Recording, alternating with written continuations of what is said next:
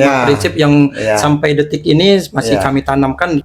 Sekilas memang kalimat itu bisa disimpulkan, oh kalau ini kayak ini, nah itu cerdas namanya. Nah, ini terlewatkan untuk menghargai, tapi kita tetap ikhlas. Nah, ikhlas gitu kan. Trik untuk menimbulkan kepercayaan atau istilahnya itu supaya orang pina mantap.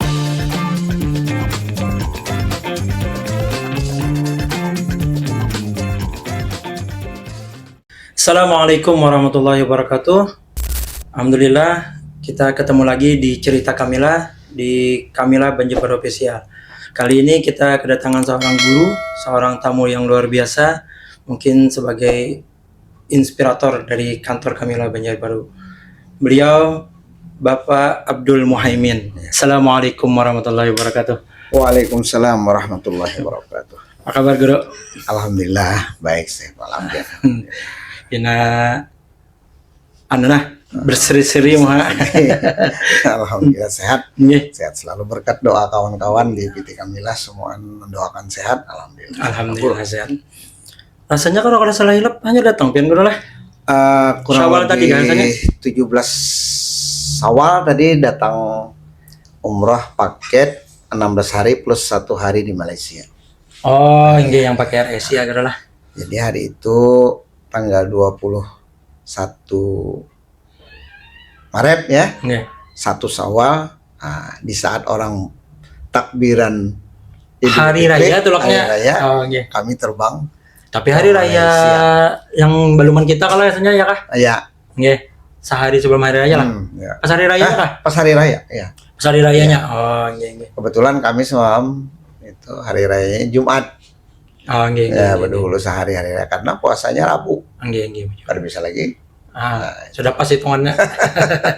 Alhamdulillah berkah. Alhamdulillah. Jemaah yang dibawa alhamdulillah sehat semua. Ya. Pas cuacanya sangat mendukung guru lah sana lah. Dinginnya 18-20. Kita flashback dulu lah. Boleh. Ada ulun ketahui pian ini kan istilahnya pernah mengajar nih sebelumnya di Semih kah kalau kada salah. Di Hidayatullah di Keraton itu. Berapa lama pian guru mengajar di sana? Di Hidayatullah itu mengajar kurang lebih 10 tahun gitu. 10 tahun. Terus tugas di Kabupaten Marabahan karena diangkat jadi PNS. Nah, bertugas di Marabahan 5 tahun, terus kembali lagi ke Hidayatullah. Berarti pian alumnus itu lah guru? Alumnus memang. Dan kebetulan direktur kita di PT Kamila ini kemudian warga Hidayatullah juga. Oh, ini Bapak Zulpan lah. Satu alma mater. Jadi dari maksudnya dari jenjang dari lulus dari Semih itu ada melanjutkan ke perguruan apa langsung jadi ditarik jadi pengajar kah pian sana? Tahun 87 itu tamat 87 lah guru lah. Hanya 5 tahun dulu guru Iya. Tamat di Hidayatullah langsung mengambil kuliah di dulu IAIN Antasari dulu. Sekarang jadi UIN Antasari kan. UIN lulus di IAIN itu tahun 95, lama kuliahnya. 8 tahun kuliahnya dari awal kuliah. Dari awal kuliah itu ikut tes pegawai negeri, kebetulan lulus. Jadi tahun 95, akhir 95 tugas di Marabahan sampai tahun 2000. Itu sudah diangkat langsung jadi PNS. Iya, di mana guru? Mohon maaf ininya. Di Madrasah Aliyah Negeri 1 Marabahan Kota. Itu. Dulu tuh waktu di pian IAIN tadi tuh apa dapat ininya sarjananya tuh hasilnya? Oh, sarjana Fakultas Tarbiyah tuh waktu itu menggunakan titel SPD. Sarjana Agama. SAG. Sudah berubah dari Dr. Andes menjadi SAG. Nah, Dr. Andus itu orang yang lulus tahun 94 Nggih. atau 93. 95 sudah SAG. SAG adanya titelnya Titelnya. nggih. Tapi secara pribadi jarang menggunakan titel Muhaimin gitu. Sampai terkenal sedini ada mungkin bekas rumah pian di tapi masih lah guru lah. Masih Di Sukompol itu. Itu Gang Muhaimin. Nah, Gang Muhaimin itu adalah istilahnya beliau ada rumah di situ, jadi diingatakan. Ya, jadi ada gang. Itu prosesnya dulu waktu membangun itu kita memasukkan material barang itu, mobil yang ngantar, truk yang ngantar itu nggak tahu siapa. Nah, ditulis Muhaimin, tanda panah Muhaimin 75 meter, gitu kan? Okay. Masuk. Nah, terus waktu sudah selesai itu rumah, belum jadi gang? belum. Kayak itu. Dulu nama aslinya kalau di dalam surat tanah itu namanya Gang Hijrah namanya.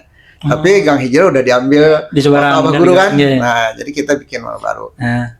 Setelah itu ada Habib Abdullah Assegaf, rumah besar. Yeah.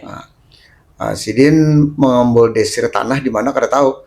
Cuma waktu Bapak Dahlan Sidin, Bib, awak ambil desir pian to anu akan gang di Badahulun tuh nah. Di bol desir akan Sidin. Ikan menyen minyak kada cukup tuh karena minyak kalah jar. Paling setengah jar. Sekali cukup aja. Alhamdulillah. Itu lagi tanah kosong lalu Bro. Rumah waktu itu ada 2 buah, rumah kai sama rumah pabrik kerupuk. Kerupuk termasuk lawas juga. Iya. Tanah itu dibeli tahun 83. 300.000 diambil kreditnya 5 tahun atau berapa. Itu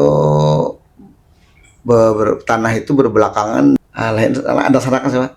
Haji Bastia. Tanah di belakang rumah kami itu tanah Ibu Haji Bastia.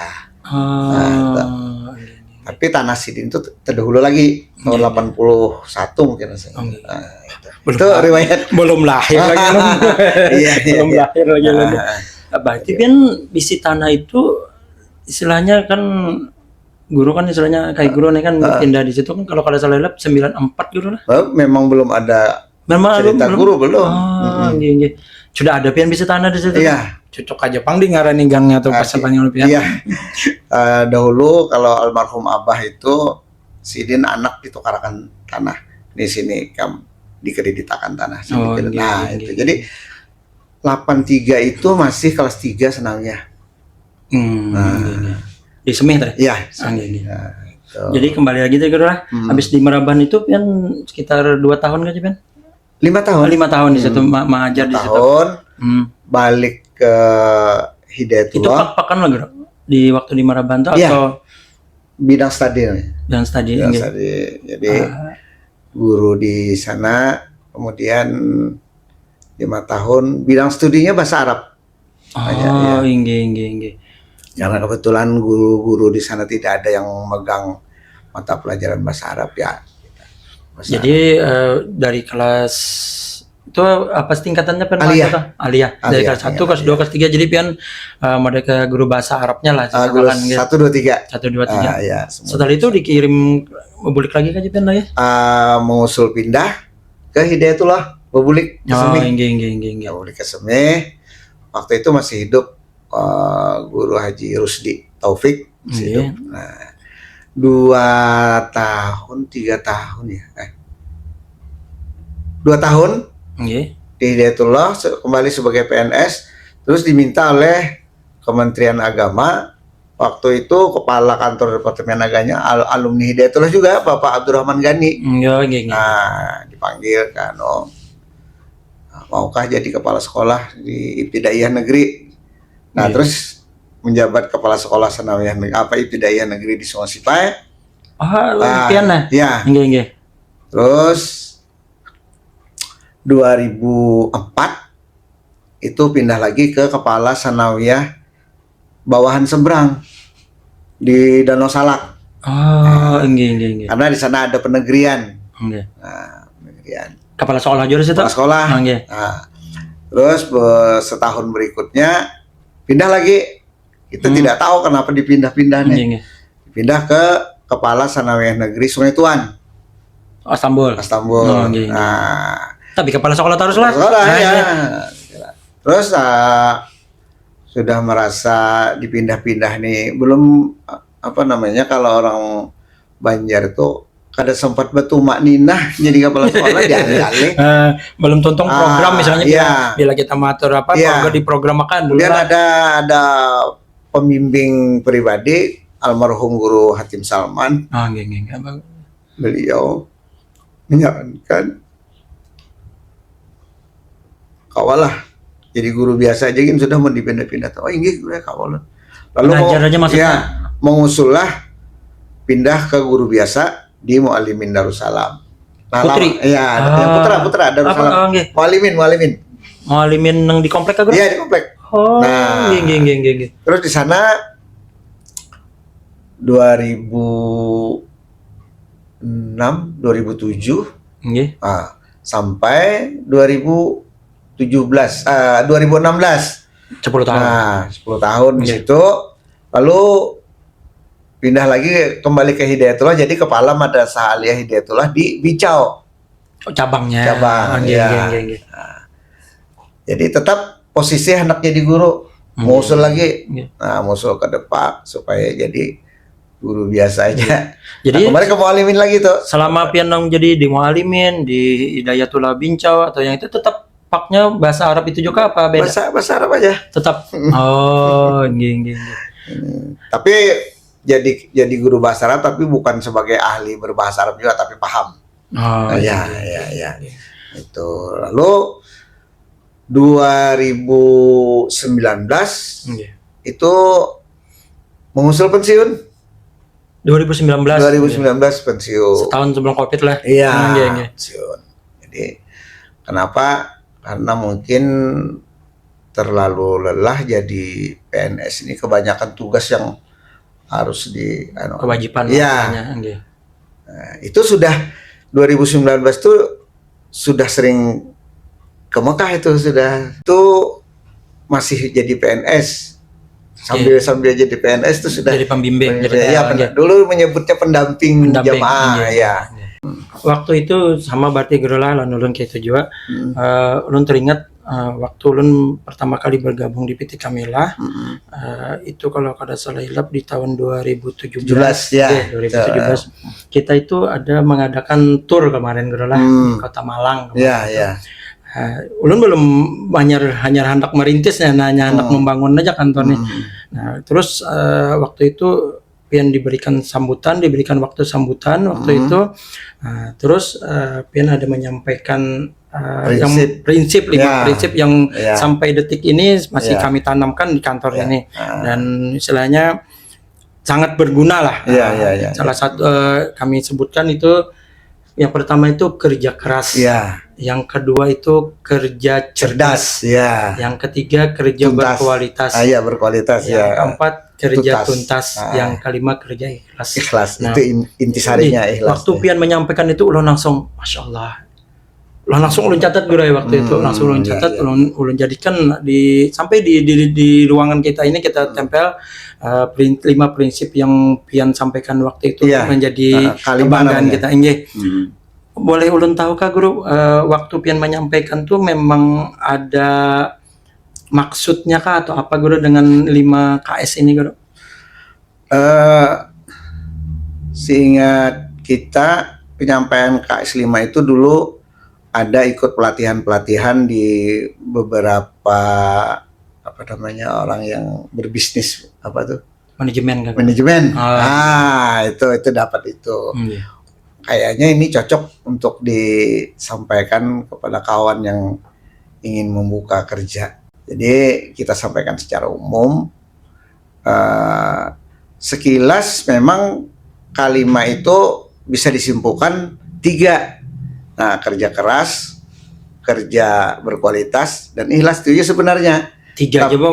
Intinya Guru lah. Itu 3. Nah, jadi keras, awal, tengah, akhir. Jadi kerja keras, berkualitas, dan ikhlas. Nah, ikhlas ini induknya. Tapi karena petunjuk di dalam buku karya Dr. Miftah Farid kalau nggak salah itu. Rektor Unisba Bandung. Nah, prinsip ini saya terima waktu beliau menyampaikan di Masjid Taqwa Martapura. Nah, beliau datang. Ya, dipikir-pikir benar juga ini. Kita bekerja keras dalam artian untuk mencari hasil, kemudian bekerja cerdas. Cerdas itu berpikir dalam kerja itu tidak melulu perintah pimpinan, tapi kita bisa berinisiatif. Berinisiatif. Oh, kalau ini kayak ini. Nah, itu cerdas namanya. Nah, ini sekaligus ya. Nah, berkualitas itu kayak apa? Hasil kerja kita tuh biar sama dengan orang lain, tapi punya kita lebih menonjol. Itu berkualitas. Ada pembanding. Nah, kemudian yang kita kerjakan itu jangan setengah-setengah. Nah, jangan setengah-setengah. Kalau ibarat pimpinan menyuruh dari kerja 1 sampai 5, nah ternyata pekerjaan ini harus disampaikan kepada 8. Jadi kita tuntaskan sampai 8 sehingga penilaian dari pimpinan yang memerintahkan kerja kepada kita, pimpinan merasa puas. Lebih karena kalau di situ muncul ada kualitas. Nah, dari beberapa kerja keras itu yang kita laksanakan, itu kadang-kadang bisa aja pimpinan terlewatkan untuk menghargai, tapi kita tetap ikhlas. Nah, ikhlas gitu kan. Nah, kalau sekarang ikhlasnya kan bisa ditingkatkan nih. Kalau dalam mencari jamaah kita dapat fee misalnya, dapat ujrah lah. Wajar, saya itu aja lah, tapi biar aku ikhlas untuk. Nah, itu yang kita tampilkan, ikhlasnya itu. Nah, itu prinsip kenapa jadi disampaikan. Itu di Batu Malang dulu betul. Di Malang itu guru. Hotel yang kada basi waktu itu. Iya. Kedinginan juga sudah. Ini malam-malam buat mandi bercaburan. Iya, itu dulu 1 bis aja ya rasanya. Iya, sebis. Jadi 5KS ini memang bagi ulun pribadi guru lah memang harus ditekankan guru, harus dibangun lah di diri ulun sendiri. Apalagi kita sampaikan ke ini kan ke kawanan di kantor ini juga, jadi kita harus menjalankan nih. Nah, ini memang motivasinya nih memang bagus nih. Kita kerja keras istilahnya dalam artian misalnya boleh mencari jemaah sekeras-keras, boleh misalnya semaksimal mungkin kita dengan cara apa, promosi apa segala. Nah, kerja cerdas yang tadi inovasi, inisiatif, perkembangan pada kantor itu sendiri. Nah, hasilnya itu menjadikan kerja itu menjadi berkualitas gitu lah, yang bagus dan hasilnya. Dan jangan setengah-setengah aja tadi, harus tuntas dan akhirnya pada titik akhirnya kita harus menjadi ikhlas gitu lah. Sebagai bahan pembanding, saya menampilkan cerdas itu saya bikin sendiri brosur. Jadi brosur yang banyak bulan ini dipisah-pisah. Di situ langsung ditulis dengan pendamping Bapak Abdul Muhaimin, hubungi saya ini kan. Nah, itu orang yang ketemu dengan brosur itu, kalau dia ke kantor ketemu itu. Nah, ini bagus ini. Brosurnya ini sesuai dengan pendamping yang membawa untuk anak. Nah, itu cerdas namanya. Kadang-kadang jamaahnya melihat pendampingnya gue udah nyaman aku nih. Dan di situ nyata sudah ada mengawani aku di sana. Dan di dalam brosur yang banyak dicantumkan beberapa bulan itu kan tidak ditentukan, tidak ditulis. Belum siapa pembimbing. Nah, karena kita ingin membawa, karena kita ingin memperoleh, karena kita ingin menyampaikan kualitas sebagai pembimbing. Nah, kita membuat brosur. Nah, brosur itu kadang-kadang kalau tidak melapor mulahnya, nah ikhlas saja, enggak apa-apa.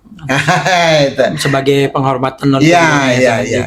Jadi memang berkesan Bang Guru ini prinsip Iya. yang kita bangun nih. Alhamdulillah kita sendiri di Kamila Banjar Baru ini, alhamdulillah dalam beberapa tahun ini kan istilahnya, alhamdulillah guru lah, bukannya hendak ada sombong, terbanyak lah istilahnya. Iya, alhamdulillah. Ya, alhamdulillah memang Iya. terbanyak beberapa tahun ini. Iya. Alhamdulillah ada mendapatkan 2 mobil atau Iya. apa yang kita Alhamdulillah. saudarahi. Nggih. Ujurahnya Nggih, kan. alhamdulillah benar gerai. Iya, iya. Jadi memang kita tanamkan benar ini yang 5 kasti untuk iya, iya. untuk kita sehari-hari pun, apalagi dalam mencari jemaah ini. Iya. Selanjutnya Guru lah, ini kalau menurut Pian nih Guru lah, membangun kepercayaan jemaah ini kan maklum dah di kita ini, apalagi di Banjar nih khususnya, banyak travel istilahnya yang menawarkan ini kan misalnya. Nah, untuk sharing lawan Pian nih, adakah metode atau apa yang Pian bisa sampaikan di sini, cara membangun kepercayaan jemaah gitu untuk memilih ke travel kita?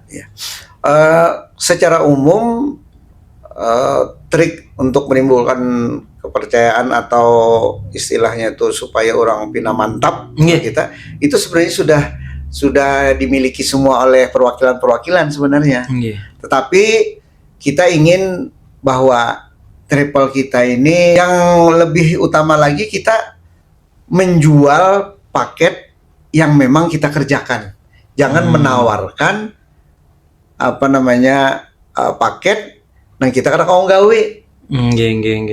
Karena jadi istilahnya itu jadi pembicaraan, jadi cibiran. Brosurnya aja kayak itu aja. Pelaksanaannya kan ada juga aja. Nah, maksudnya yang bonusnya atau itu. Kemudian hal lain yang terpenting itu, kita juga membina hubungan silaturahmi dengan semua jemaah. Jadi jemaah yang baru didapat, biar aja orang menyebutnya dengan SKSD, sok kenal sok dekat. Ini datang, orang ini kita kenal, orang ini datang sudah bayar uang muka 10 juta. Itu lama hampir 1 bulan nggak datang, terus datang lagi kan. Nah, kita samperin dengan kalimat alhamdulillah ulun mengganang mana lawan pian sesuai piannya tetamu pulang sampai hajat pian ceker umroh. Nah, napa piannya pindahnya hari ini? Aku untuk ulun nasi jar. Nah, itu kadang-kadang jamaah ini siapa itu jar? Pindah patuh bangun kita. Itu adalah trik. Jangan terkesan pegawai yang ada di PT Kamilah itu sombong. Nah, ini untuk membina kepercayaan. Jadi jemaah itu datang ke kantor tuh rasa himong. Nah, silakan. Padahal kadang-kadang ada juga ulun nih sampai tak mimpi-mimpi, barang aja dia. Mimpi lempiannya ya kayak kawan nih lah, khas kita tulakan. Nah, itu. Jemaah biasanya alhamdulillah Pak, kami mengharap anak panala kesulak nah kayak nang isuk metulak ujarnya kan.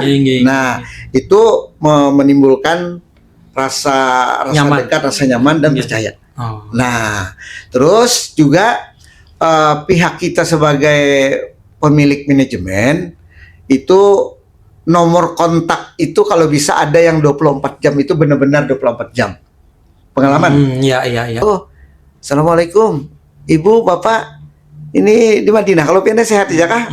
Ada apa ya pian tadi menelpon ulun lagi sibuk tadi. Kenapa yang ulun bantu? Itu larang harganya itu. Nah, jadi merasa dihargai, dilayani juga. Nah, itu biasanya seperti itu yang sering terjadi di travel. Kalau pian boleh sharing di sini Guru lah, kalau pian selama menjadi tour leader di Kamila Berkat Guru nih, adakah pengalaman-pengalaman yang menurut pian ini menarik atau memang harus kita ingatkan, harus kita apa, dan yang apa atau jadi pelajaran yang akan datangnya yang bisa pian sampaikan di sini Guru? Jadi pertanyaan bagus ini. Sebagai TL itu pengalaman kita dan memiliki harga yang lumayan tinggi itu adalah TL yang mengajak ibadah ke masjid. Mengingatkan sholat fardu. Nah, juga mengingatkan kalau lagi kosong, yuk kita ke masjid. Nah, itu tuh mahal tuh. Nah, jangan kita menjadi pembimbing belanja. Ini sering nih. Karena TL ini memiliki hadiah dengan toko yang berjualan. Misalnya Toko Arif. Ayo Ibu, ayo kita dah belanja ke Toko Arif. Situ banyak lengkap barangnya ini. Nah, niatnya kan lumayan dapat. Nah, ini yang tidak bisa didustakan ini. Nah, sangat jarang kalau ibu-ibu apa nih ngobrol kita. Ya, kita ke masjid. Nah, di sini 1000 kali lipat di Madinah. Nah, namun kita di Makkah lah, kita udah ada waktu kita ke masjidan karena ibadah di masjid 100.000 kali lipat. Nah, jarang TL ngajak itu. Nah, jadi ini yang perlu di-share oleh seluruh TL. Dan dalam pelaksanaan bimbingan TL itu tidak disampaikan itu. Misalnya dari moderator atau dari PT kan menyampaikan kepada seluruh TL yang hadir pada hari ini, kami mengingatkan. Maksudnya paling utama diutamakan itu adalah mengajak ibadah. Nah, kemudian kalau ada kesalahan travel, TL jangan umpat melawan jamaah. Contohnya, wah, iya bubuhan di travel nih kayak ini urusan ini. Nah, lalu jemaah, aku kok umpat lagi kan travel ini ya. Nah, kita malah membangun kepada jemaah, Bu, ini mungkin ada kesalahan aja, Bu. Ini kira-kira maksudnya kayak kita nih, Jo, maksudnya. Nah, itu. Ya, ini berharga nih. Nah, Ada lagi kah Guru selain itu? Selain itu juga untuk kita sebagai pendamping ini diharapkan untuk bisa memberi bimbingan kepada jemaah masalah membawa barang. Nah, dibawai betul tukar terus kemananya membuat pulang. Masalah air minum. Nah, jemaah kan biasa menggerutu. Wah, jar masuk di pemeriksaan diambilnya banyu dibuang aja. Soalnya di dalam orang berjual banyu jar. Nah, sebenarnya begini. Kita pernah berbicara dengan petugas security yang impra sinar gitu. Itu air itu selain zam-zam itu mempengaruhi kekuatan sinar. Makanya airnya kalau ada botol buang banyunya botolnya aja bawa. Nah, kenapa kan situ ambil banyu ada kan sekarang di bandara kan ada air misi. Nah, jadi bukan dilarang membawa banyu suruh menukar tuh bukan, tapi memang itu untuk tidak mengganggu sistem pemeriksaan. Nah, kalau zam-zam tidak. Zam-zam memiliki luar biasa khasiat zam-zam itu dia tidak berpengaruh dengan apapun. Jadi kalau orang melihat, jadi itu alasannya Guru membuang banyu itulah. Iya, itu alasannya. Nah, terus kalau ada membawa cairan yang di atas 100 mili itu alasannya bukan jumlahnya, tetapi pengaruh jumlah itu menyebabkan pemeriksaan jadi lambat. Nah, itu. Dibongkarinya dibongkarinya. Nah, yang kita tidak tahu minyak aja, misalnya kita membawa minyak harum lebih dari 100. Nah, itu apa? Enggak tahu tadinya. Kan bukan air kan? Nah, tapi minyak harum biasanya kada masalah Bang. Masalah kan? Masalah. Kalau kayak body and lotion kan. Sabun itu yang yang kan ganal ini botol-botolnya harus dibuang. Ada hal lain lagi yang kita harapkan kepada jamaah untuk disampaikan di saat pendaftaran, agar dalam membawa barang itu lebih berhati-hati untuk barang senjata barang tajam.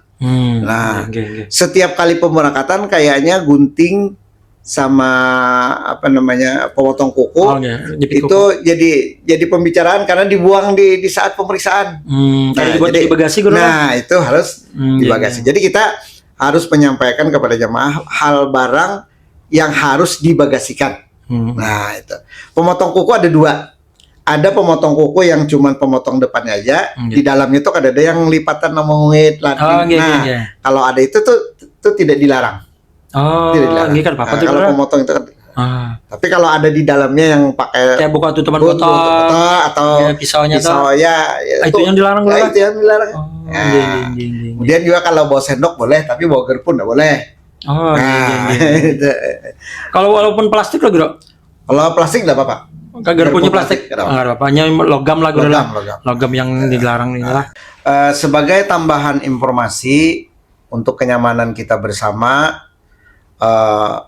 dari pihak manajemen itu akan memberikan petunjuk penggunaan hammam atau WC atau kamar mandi.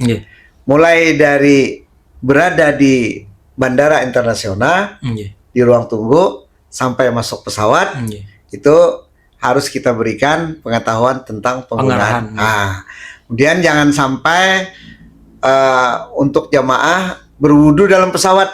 Itu pasti.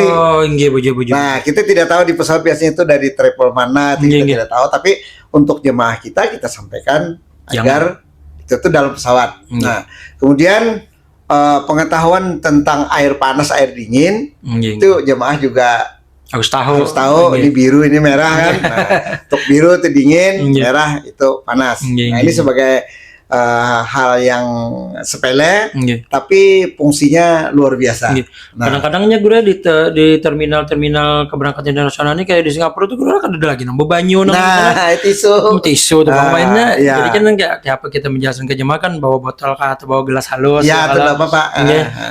Sama baiknya di pesawat juga kan. Bisa kita bawa botol halus atau cangkir halus tuh.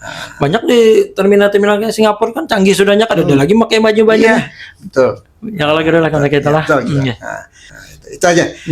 Sekitar hubungan relasi kita dengan jemaah.